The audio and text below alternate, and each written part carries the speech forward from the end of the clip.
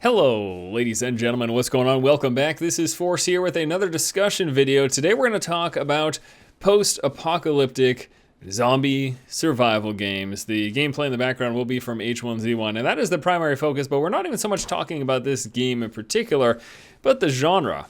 The reason is that this weekend I got a taste of why I believe people love this genre, and people have been rabidly obsessing over these games that have been, honestly, as games, just all right. They haven't been the game mechanics, the gameplay itself in these titles, and we're talking about DayZ, we're talking about H1Z1, we're talking about the War Z. A lot of these titles so similar, like the actual gameplay is just sort of, but people love it. And the reason is, it's tense. The reason is, as corny as this is gonna sound, is it makes you feel alive. It gives you this surge of adrenaline that I think, at least I personally haven't experienced a lot in other games in recent memory. So let me walk you through the scenario. I spent a good probably like 10 to 15 hours over the course of this weekend. So like Friday evening into Sunday, playing H1Z1. And during the last tale on Sunday is really where I got a good taste of this. So I'd been playing for a couple of hours and doing what you do. You start off, you make yourself some weapons, you scavenge for some goods, you move from encampment to encampment looking for materials to survive, and every once in a while you come across another player. Now, believe it or not, a majority of my interactions with other players have been fairly positive, but every time you see another player, there is that moment, that tense moment. You could cut it with a knife. There is that moment of uncertainty. And you're looking at them. You realize they see you. Sometimes they'll say, hey, you friendly? Hey, you friendly?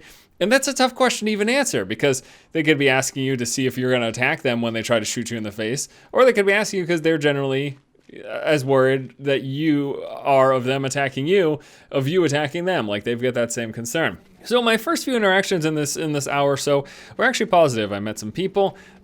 Sometimes there'd be an item in the world that I saw that I didn't need, and I'd say, hey, back over here, there's an extra backpack. I didn't need it. Go get it, whatever.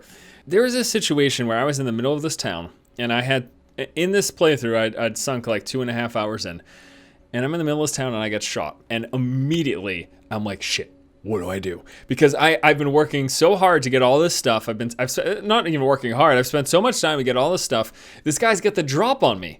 I've got a gun too, but by the time I turn around, I'm already at 75% health. He has the advantage. So the only thing I can think to do is run. And right there,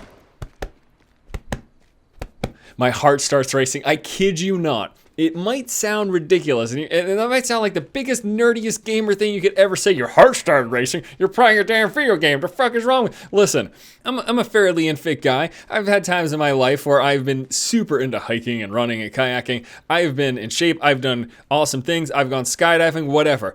This is a situation that arose because there is actual gravitas to death, whereas in lots of games there isn't. Dying is not a big deal in lots of games, but in these types of games dying is a big deal and it comes with serious consequences. So after this huge time investment, to have this guy behind me shooting me in the back with a pistol, and even though I have a pistol, I know by the time I turn around I'm already at a disadvantage, so I have to run. And I booked it, and I went through buildings, and I made my way up into the hills, and I did some juking moves along the way. And after about 5 straight minutes of running and him stopping periodically to shoot, I eventually gained enough distance to escape.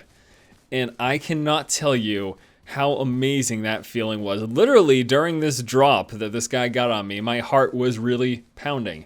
And I sat there after this encounter finished, and I said, This is like an experience that I don't get with games very often. I don't get that when I'm raiding in WoW. Even when I'm doing Mythic High Mall, like I don't get that experience. I don't even get that when I'm playing FPS games because there is a competitive sense and there is a lot of drive and there can be that emotion that goes into those highly hyper-competitive games like FPS titles where you are competing in a game of precision accuracy against other people, but there's no gravity to it. Again, there's no sense of if I die, this is a big deal. But that is the case in these titles. And again, I know I'm super late to the party here, but I just wanted to express because I put up a couple of videos, one haha funny video and one like serious just showing the gameplay video, and I saw several comments of people saying, why play this game? This is stupid. This looks dumb. And I even discussed it in the video. I said, yeah, well, when you're walking from house to house and you're looting cupboards, this isn't the most exciting damn thing to do ever. The moment to moment is pretty mundane, but I think it is that mundane experience built up over time that leads to these tense interactions where if you're coming across a hostile player, it makes it just quite the experience. Now the question is, as a player yourself, if you have not tried these types of games before, is that something you're interested in? Are you interested in a fairly mundane experience that leads up to an incredibly heightened, tense experience? You know, I've heard that said of, not to draw the comparison, but just I've heard that said of wars before and people in the military. It's long periods of boredom followed by short, super hyper intense, brief periods of, you know, what war is, the violence and all of that, and the danger. And that's a sort of, again, that's a sort of experience, again, not to compare playing video games to actually being in war, you know, but that's the experience there, the long periods of boredom followed by the intense action, is I think what people get out of these games, and that's what I felt this weekend playing this. And then there's also the trolley nature. Do you want to be a hunter or are you going to be hunted? Or are you just going to try to mind your own business? But the game doesn't let you do that 100% of the time either. Even if you just want to sit there and do my own thing, the game doesn't let that happen. I guess unless you join a PvE server, which is an option here in H1Z1. Not sure about the other zombie survival apocalypse games. So I guess the point of this video is I wanted to share this experience with you. Some other very interesting things also happen. I typically am not the aggressor. There have been times where I have been aggressive towards other players, but typically I am friendly. I'm not going to just randomly attack someone. But there have been a few moments for me where there has been someone just running at me, balls to the wall, and they are clearly coming at me swinging.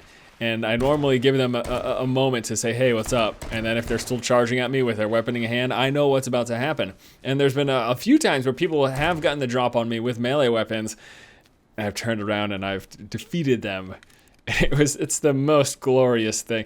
It's so satisfying to have someone who you're okay with, but then they come at you, they attack you, and then you say, all right, if it's gonna be that way, you're dead. Like, that is just such a fantastic experience. But I think, again, that is dwarfed to the intensity that I mentioned that I felt during that period of having all of this time flash before my eyes and almost be lost to someone who just decides, hey, here's some dude with a backpack, I'm gonna shoot him.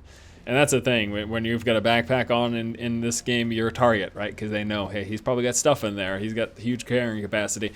So yeah, I just wanted to express that. I wanted to share that moment with you. Obviously, you also saw some gameplay here in the background. And again, this is a discussion video, so I want to open it up to you guys. Do you play the genre? Have you played the genre? Do you agree with my assessment as to why people enjoy it? I know there is a huge component of playing with other people as well, and I don't disagree. I mean, that's the case for pretty much any game. If you play with people, it's more fun. Like that, duh. If you do anything with other people, it tends to be more fun.